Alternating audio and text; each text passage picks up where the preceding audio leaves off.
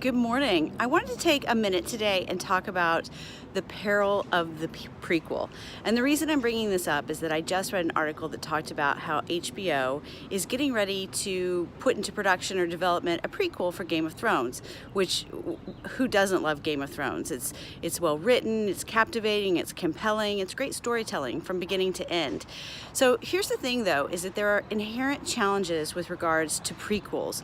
And the reason is that you already know what happens, right? So, example, Solo. Solo has not done so well, or as well as expected at the box office. And I would argue it's because we already saw, spoiler alert, Han Solo die by the hand of his son. So the problem becomes is that why would I then be invested in Solo the prequel? Because do I want to go through that pain again as a moviegoer?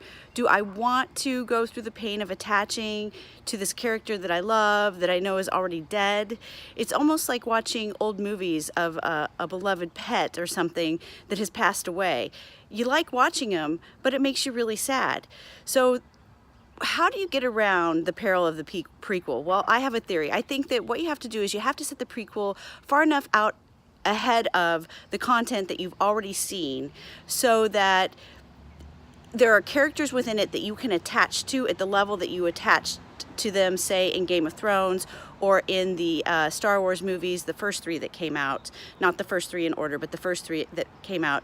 So you've attached to those characters, and then you set the prequel far enough in advance so that there are other characters that you can attach to in the same way, so that you're invested in whether or not they live or die. So the character that you already know the outcome for their life is not necessarily the primary reason that you're tuning in, because if you already know that that character dies, then you may not want to become invested. I think another good example of this is that, you know, when Lucas came out with the first three Star Wars movies, it was in the center. It was the center three.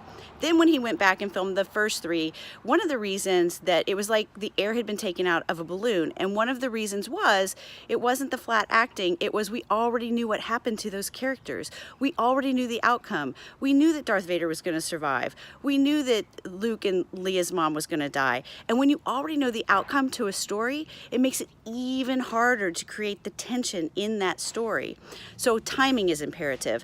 I think that Solo would have worked if it had come out prior to the last movie that had the demise of Han Solo. If it had come out prior to that, it would have worked because we still would have been invested in that character at a very high level.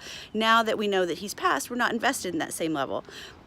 I think authors often do a great job with this because prequels often come out at the same time as the book that they're a prequel to, or the series that they're a prequel to. So, or they come out within the first 3 books of a 5 or 6 book series.